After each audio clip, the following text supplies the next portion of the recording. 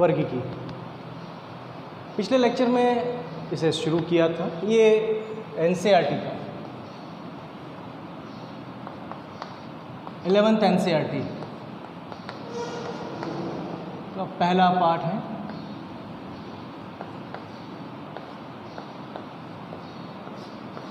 First chapter है। इस chapter में टैक्सोनॉमी वर्गीकी के बारे में पढ़े थे। कल जो पिछला लेक्चर था, जो पहला लेक्चर था, उस लेक्चर में वर्गीकी के बारे में पढ़ा था, जिसमें 3 चीज़ें देखी थी जो वर्गीकी में, जिनका अध्ययन वर्गीकी में किया जाता है। वो 3 चीज़ें थी: पहचान, नामकरण तथा वर्गीकरण। ये तीनों बहुत ज़्यादा इम्पॉर्टेंट है। जब भी वर्गीकी की बात कर रहे हैं तो इसमें पहचान सबसे पहले, किसी भी जीव की पहचान, उसके बाद उसका नामकरण तथा उसके बाद उसका वर्गीकरण करना आवश्यक है। आज बात करेंगे नामकरण की। किसी भी जीव का नाम किस प्रकार दिया जाता है। कल जैसा पढ़ा था, 2 संस्थाएं हैं, ICGN, ICZN तथा ICBN। ये 2 संस्थाएं ऐसी हैं जो जीवों का नाम, वैज्ञानिक नाम देने का कार्य करती है। ये दोनों संस्थाएं international code for zoological nomenclature and international code for botanical nomenclature. ये 2 संस्थाएं हैं जो नाम देती हैं प्राणियों का तथा पादपों का। इसके लिए कुछ रूल्स हैं, कुछ रूल्स सेट किए हुए हैं। जब भी कोई नाम देते हैं किसी भी जीव का, किसी भी प्राणी का, पादप का, जब भी कोई नाम देते हैं तो उसके लिए कुछ नियम हैं। उन नियमों को मानना पड़ता है, उन नियमों को फॉलो करना पड़ता है, उसी से वो नाम सही होता है। ये नियम, ये जो नाम है, इसमें 2 पद्धतियाँ हैं। एक है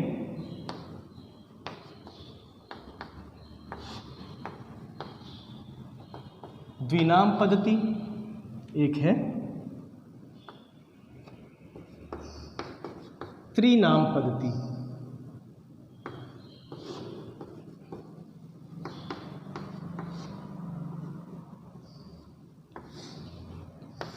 पहले बात करेंगे द्विनाम पद्धति की।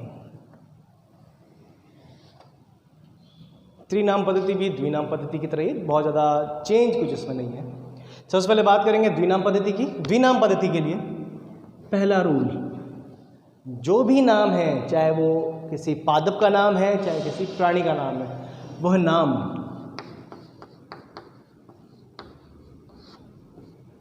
लैटिन भाषा में होना आवश्यक है। जैसा पिछले लेक्चर में बात की थी, प्रीवियस लेक्चर में पढ़ा था, जितने भी वैज्ञानिक नाम होते हैं वो हमेशा लैटिन भाषा में होते हैं। लैटिन भाषा अमेरिका से आई है, पुराने अमेरिका में, जो लैटिन अमेरिका नाम से जाना जाता है, वहाँ लैटिन भाषा बोली जाती थी। बाद में उन लोगों ने अपनी लैंग्वेज छोड़ दी, भूल गए और इंग्लिश बोलना शुरू कर दी। तो लैटिन भाषा में होते हैं सभी नाम।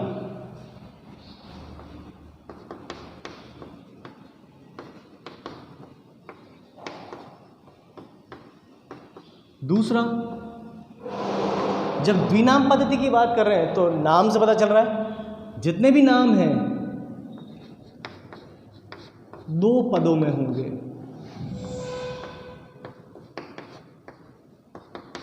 नाम हमेशा 2 पदों में होंगे और ये पद होंगे, पहला पद वंश, दूसरा पद जाति। वंश जीनस, जाति स्पीसीज। अब एक अगला रूल इसके अंदर, ये तो दूसरा रूल था कि नाम हमेशा 2 पदों में होगा, जैसा नाम से पता चल रहा है। पहला जीनस होगा, दूसरा स्पीसीज। पहला वंश, दूसरा जाति।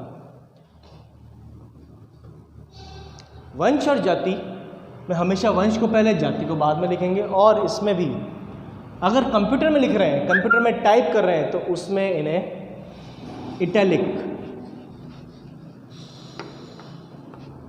किया जाएगा। इटैलिक तिरछा। कंप्यूटर चलाया होगा, कंप्यूटर में देखा होगा, कंप्यूटर के अंदर माइक्रोसॉफ्ट वर्ड में ऊपर 3 ऑप्शन दे रखे होते हैं, BIU, कुछ इस तरह से एक बॉक्स बना होता है। इसमें BIU लिखा रहता है, इटैलिक, बोल्ड, इटैलिक, अंडरलाइन। हमारे काम का इटैलिक है।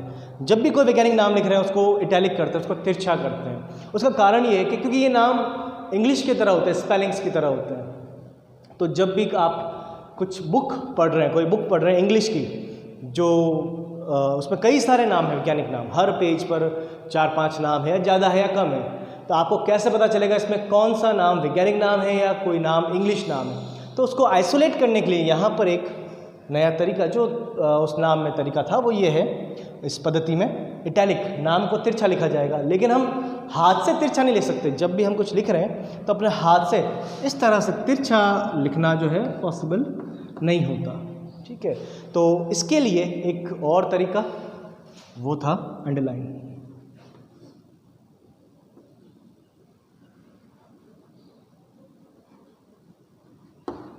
अंडरलाइन, रेखांकित, जो भी वैज्ञानिक नाम है, वैज्ञानिक नाम के नीचे एक सीधी रेखा की जाएगी। इससे जब भी हम कुछ लिख रहे हैं, पढ़ रहे हैं, तो उस समय ये पता रहेगा वह नाम वैज्ञानिक नाम है। जब भी नाम इंग्लिश में लिख रहे हैं तो उसमें एक थोड़ा सा ध्यान रखना पड़ेगा। वंश, जीनस का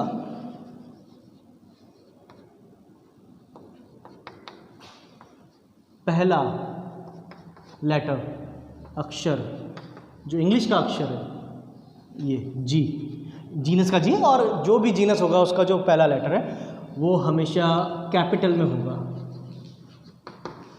और बाकी सभी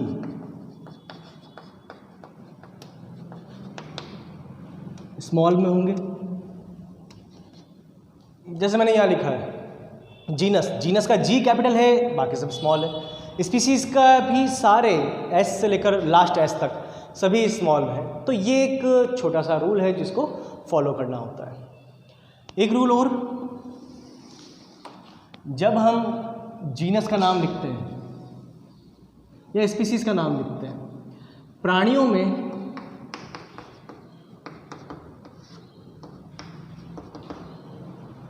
वंश व जाति समान हो सकते हैं।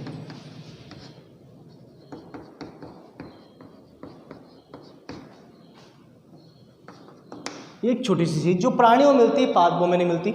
अब इनके कुछ एग्जांपल्स लेते हैं। जैसे आम का वैज्ञानिक नाम है मैंजीफेरा इंडिका।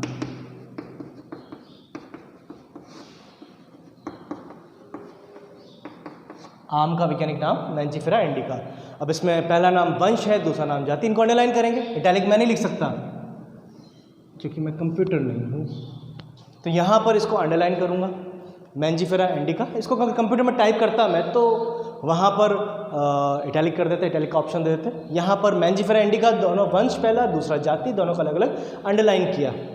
यही रूल फॉलो हो रहे हैं जो यहाँ दे रखे हैं। इसी तरह से गेहूँ का वैज्ञानिक नाम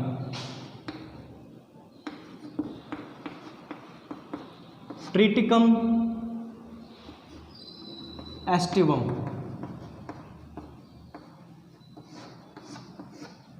ट्रिटिकम एस्टिवम गेहूं का वैज्ञानिक नाम है, इसी तरह से लिखेंगे। थोड़ा सा इसमें ध्यान ये रखना है, जब आप अंडरलाइन कर रहे हैं, अंडरलाइन इस तरह से नहीं होनी चाहिए कि आपने दोनों को साथ अंडरलाइन कर दी। बहुत सारे स्टूडेंट्स ये गलती करते हैं, दोनों को साथ अंडरलाइन नहीं करनी है, दोनों को डबल अंडरलाइन नहीं करनी है, दोनों के नीचे इस तरह से एक अंडरलाइन नहीं करनी है। अलग अलग भी करें तो इस तरह से अंडरलाइन नहीं करनी है, इस तरह से भी अंडरलाइन नहीं करनी है। ये सारे गलत तरीके हैं अंडरलाइन करने के। उसके अलावा यहाँ पर अगर अंडरलाइन बाहर जा रही है तब भी गलत है, अंडरलाइन छोटी है तब भी गलत है। सही तरीका ये है अंडरलाइन करने का जिसमें दोनों के नीचे अलग अलग एक सीधी अंडरलाइन है।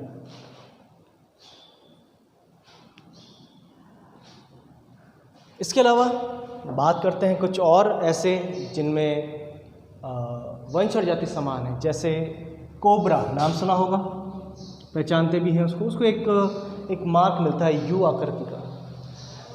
कोबरा का वैज्ञानिक नाम है नाजा नाजा।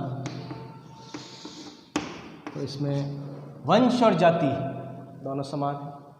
इसी प्रकार से एक और नाम है रेटस रेटस। अब इसका तो नाम से पता चल रहा है, पहचान इसकी रेटस रेटस, रेट है चूहा है, जिसका जीनस वंश भी रेटस है, स्पीसीज भी रेटस है। और भी कई हैं, जैसे आपका चिंकारा, जिसका वैज्ञानिक नाम गजेला गजेला। तो चिंकारा का वैज्ञानिक नाम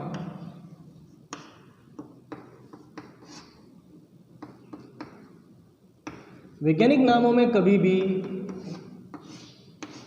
कॉमा वगैरह नहीं आता, इसमें दोनों नाम साथ में होंगे। साथ में होने के बाद भी अलग अलग है, क्योंकि एक वंश है, दूसरा जाति का नाम। जब बात करते हैं इंग्लिश में नाम लिखने की, तो जब ये नाम इंग्लिश में लिखेंगे तो कुछ इस तरह से लिखेंगे। अगर मैंने ये लिखा है तो ये इसकी जाति को शो कर रहा है। कैसे पता चला इसका? जैसे भी एक रूल पढ़ा यहाँ पर कि जब इंग्लिश में लिख रहे हैं तो सिर्फ जीनस का पहला अक्षर कैपिटल होगा, बाकी सब स्मॉल। तो यहाँ पर ये आर स्मॉल है, इससे ये शो हो रहा है ये स्पीसीज है, ये जाति नहीं है। अगर मैं इसको इसी तरह लिखता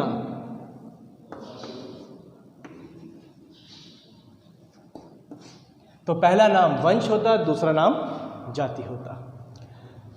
पादपों में जब नाम लिखते हैं तो उसमें नाम के बाद में जैसे मैंजीफेरा इंडिका लिखा है, तो सबसे पहले जिस वैज्ञानिक ने मैंजीफेरा इंडिका के बारे में बताया था उसका सेकंड नेम शॉर्ट में लिखते हैं। जैसे कैरोलस लीनियस ने इसके बारे में बताया था, तो कैरोलस लीनियस का जो नाम है ब्रैकेट में इसके लास्ट में शॉर्ट में लिन, इंग्लिश में LIN यहाँ आ जाएगा, बाकी चीज़ सेम रहेगी। जब बात करते हैं त्रिनाम पद्धति की, त्रिनाम पद्धति में यहाँ पर जैसे वंश और जाति था, त्रिनाम पद्धति के अंदर वंश, इसके बाद जाति तथा उसके पश्चात उपजाति, तीनों आते हैं। जब भी हम बात करते हैं त्रिनाम पद्धति की, उसमें वंश, जाति और उसके बाद उपजाति आते हैं। तरीका सेम है, तीनों को अंडरलाइन करनी है, तीनों को अलग अलग अंडरलाइन करेंगे जैसे इसमें किया जा रहा था। अब प्राणियों में जाति और उपजाति समान हो सकती है, जैसे कौवा, क्रो, उसका वैज्ञानिक नाम है कॉर्वस। बट जो हमारा भारतीय कौवा है, जो इंडियन क्रो है, उसका वैज्ञानिक नाम है कॉर्वस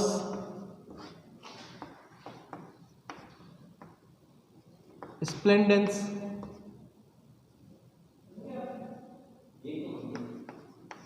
स्प्लेंडेंस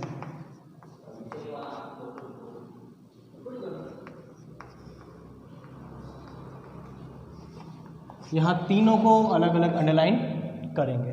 तो कॉर्वस इसका वंश है, स्प्लेंडेंस इसकी जाति है, और स्प्लेंडेंस एक और जो है वो इसकी उपजाति है। इस तरह से ये द्विनाम पद्धति तथा त्रिनाम पद्धति में नामकरण किया जाता है।